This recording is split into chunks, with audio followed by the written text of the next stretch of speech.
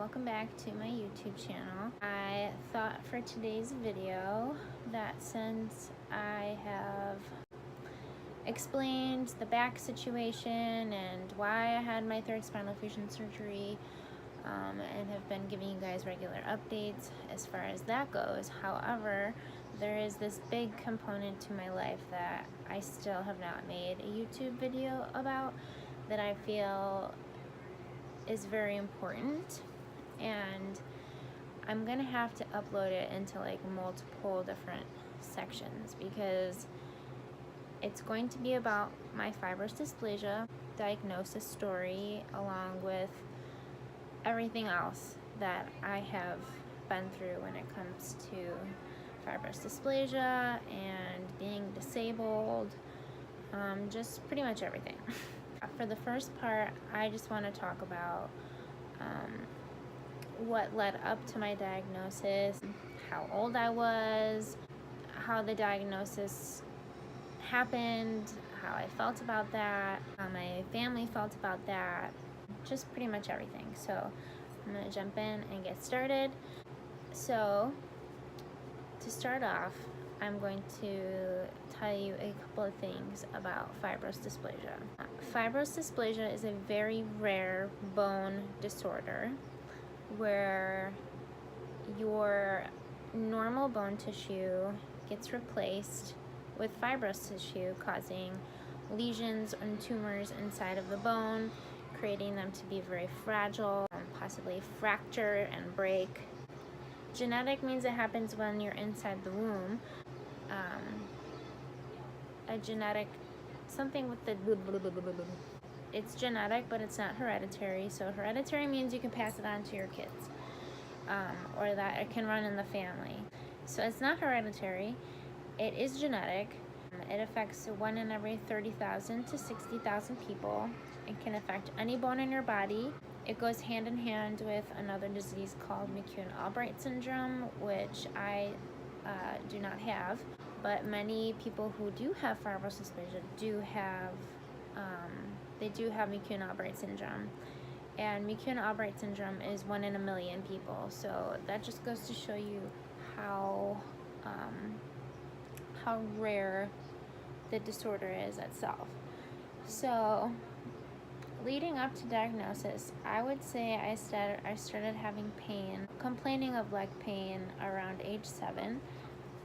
And it would just come and go, like here and there. I'd complain to my parents, that my leg hurt, and my mom and dad at the time thought that it was just growing pains because kids do go through that and that's normal. They just kind of, put that aside, and I didn't really complain consistently up until about age 10.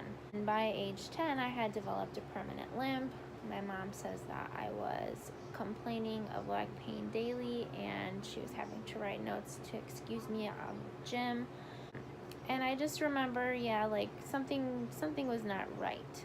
My mom ended up, once the permanent limp had, developed and the pain wasn't going away, she took me to my pediatrician, and my pediatrician at first thought that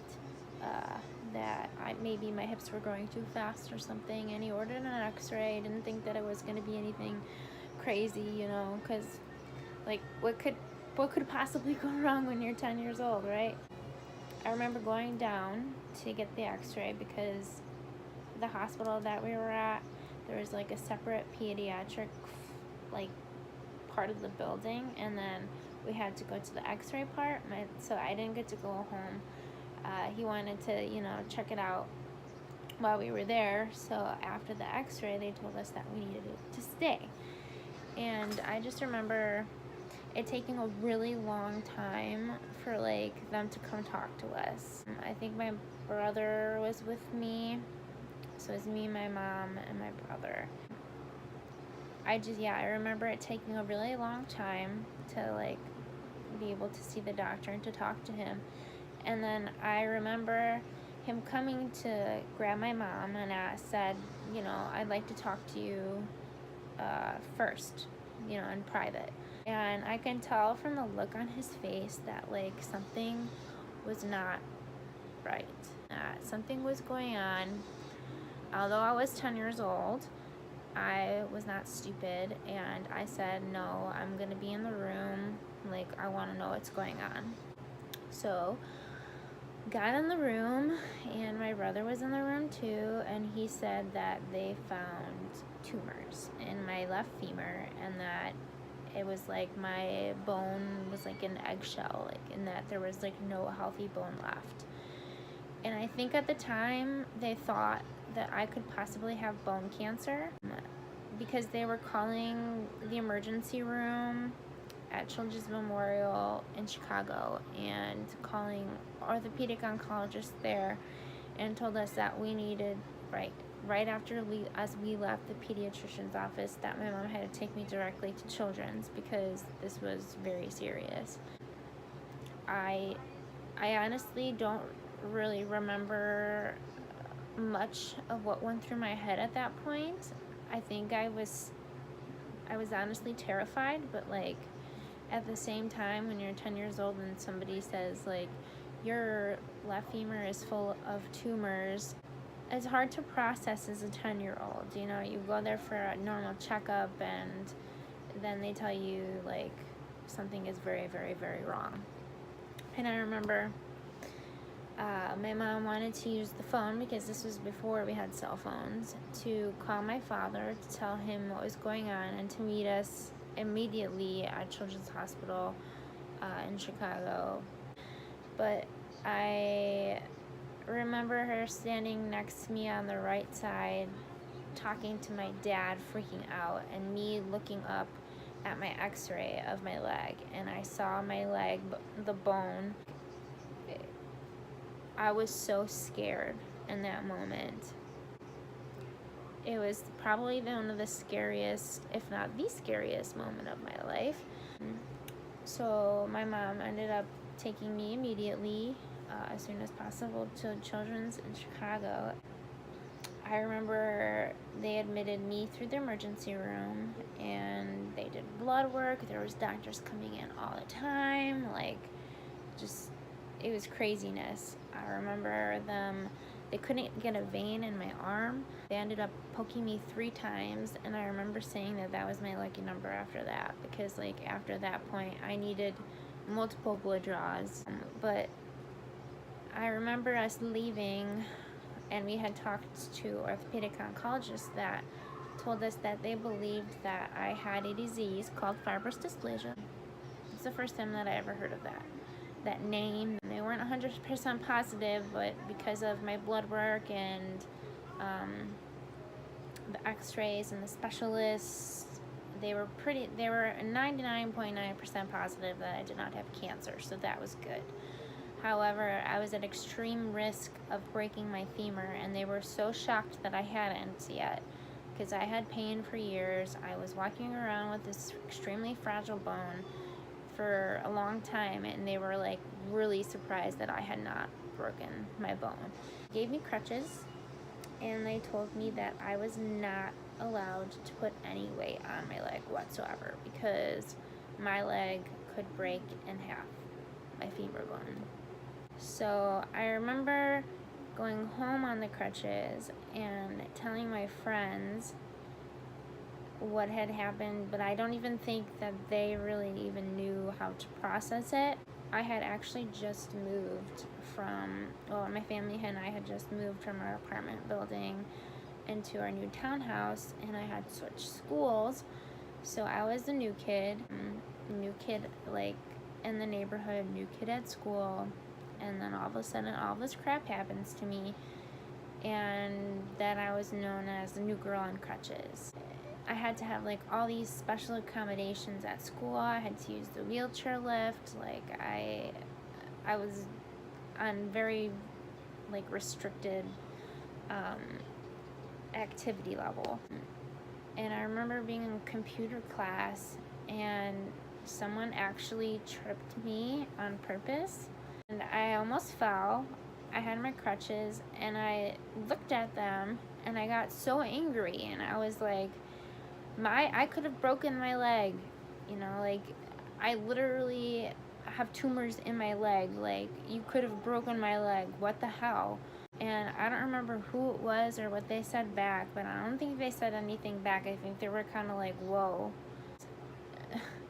So yeah, that happened. Thank you to all the people who made fun of me or, you know, behind my back. Thank you for making me stronger. Like, I go back sometimes and it makes me sad that I was treated the way that I was, but at the same time, it's what made me who I am. And I think going through all that stuff as a kid made me be able to accept the lifestyle that I have now as being a young disabled person who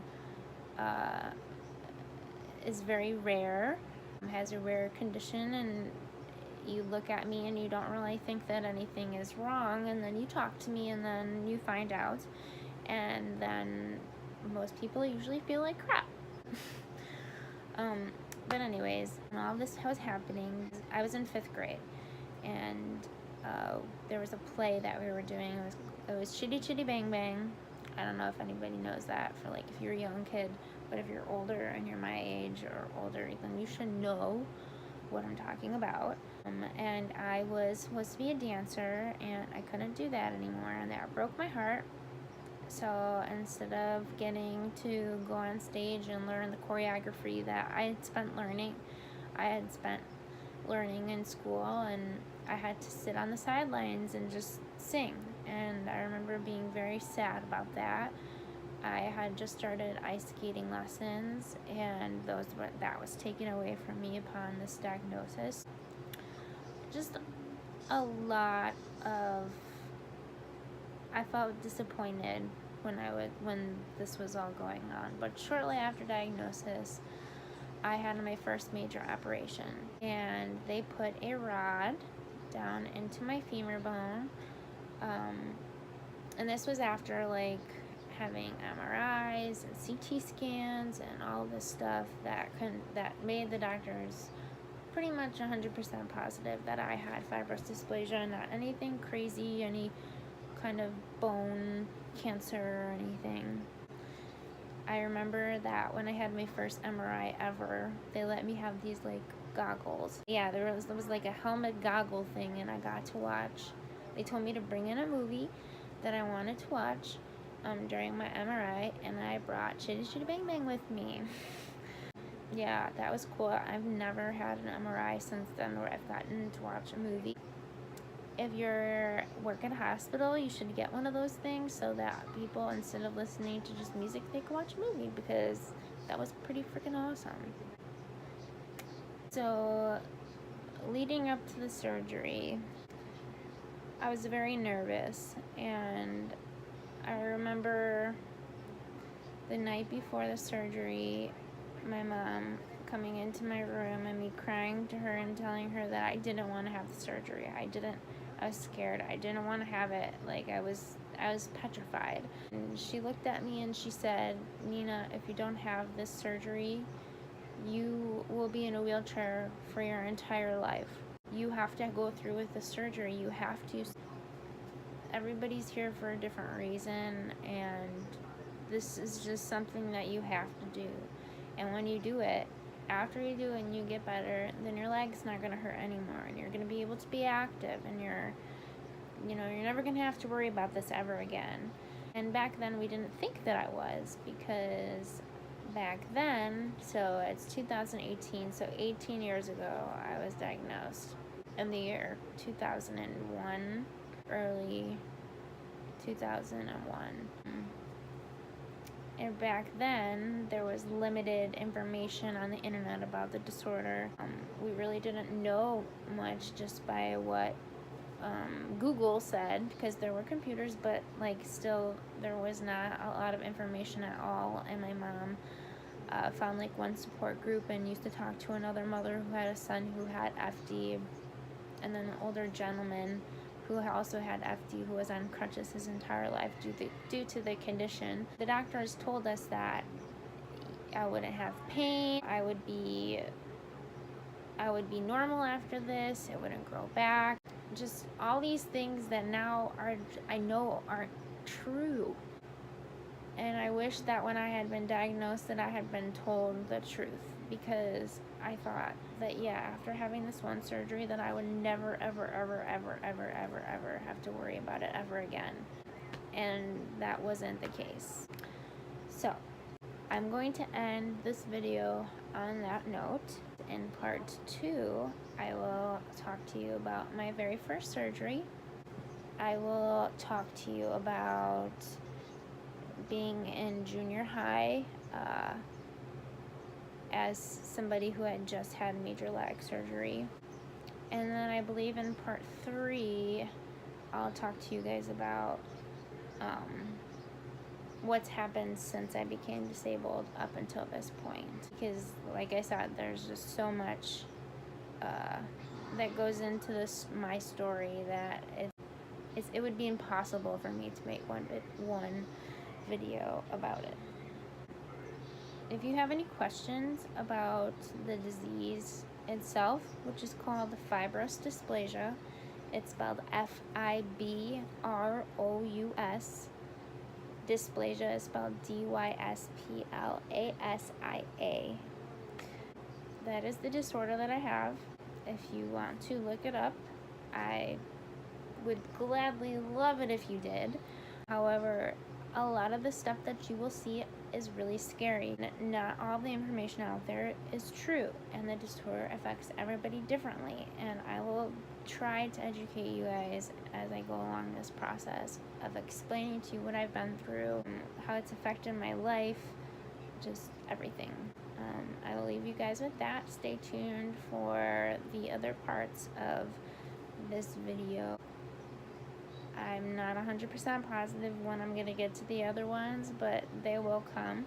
So stay tuned, and yeah, if you have any questions about the disease, or any questions about something that I mentioned in my story, my diagnosis story, please feel free to leave comments, and I'll try to answer them in the videos as I go.